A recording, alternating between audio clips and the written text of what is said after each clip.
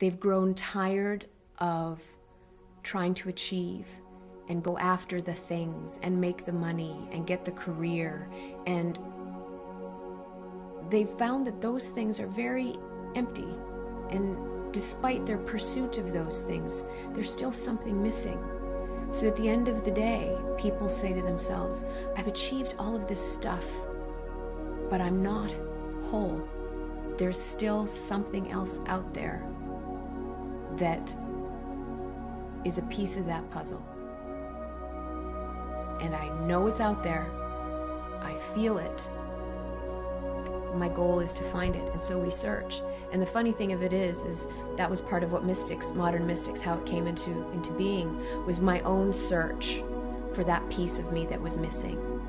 That piece that slammed me in the back of the head in the cemetery, that was always there. It was always there, just waiting for me to wake up and recognize it. And what Modern Mystics, the television show, does is it travels around the world into everybody else's backyard, because we all live in our own backyard. So we're just going into other people's backyards and other people's lives, and we're seeing and we're discovering where their gems have been hidden.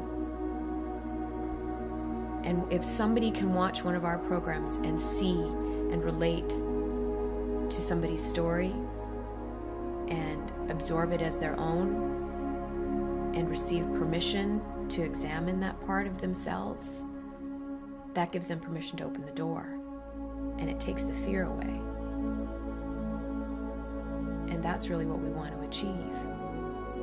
It's not about trying to change anybody's belief. It's about asking you to ask the questions. And then you can choose. You have it. We all have it. We are all mystics. We just don't know it. But when we know it, and when we eat it and breathe it and believe it and own it, that we are mystical beings, then our lives change. And when we live from that place of knowing, then there's nothing that we can't achieve. There's no peace that we can't grow. There is no disease that we can't cure. There is no war that we cannot stop, if we all are willing to tap into that power and stop denying who we are.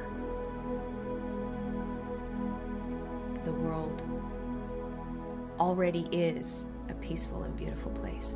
We just have to be willing to take off the glasses and believe that it's true. As long as we deny our true power and we don't recognize the power in others as well, then we will continue to drug ourselves, we will continue to overfeed ourselves, we will overshop, we will overindulge in everything. We will become committed to addictions, and we will abuse ourselves and our loved ones, and we'll abuse the world and the planet. The planet is a reflection of the denial we have experienced in ourselves.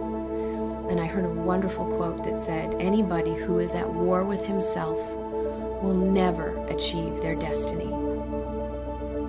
And when you can understand and tap into who you are as an inherently mystical being, and you stop arguing with that part of who you are, you become a peaceful person. You become an instrument of peace. And only when you're at peace with yourself can you bring peace to others, and not a moment before.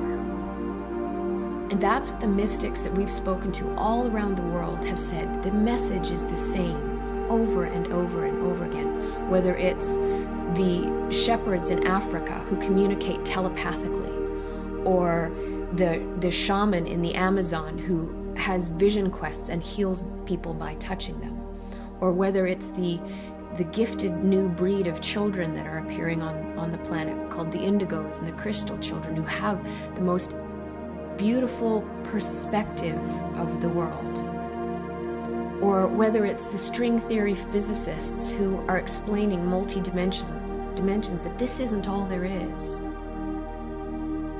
They've all got the same message, that we're all connected, we are all one, and as we do to ourselves, we do to our brethren. And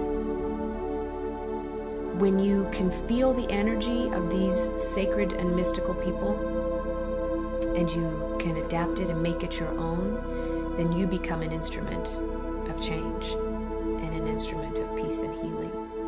And ultimately, I think that's what every single one of us wants. That's really the mission. And that's what changing water into wine is about. And when you can change water into wine, when you can change anger into love,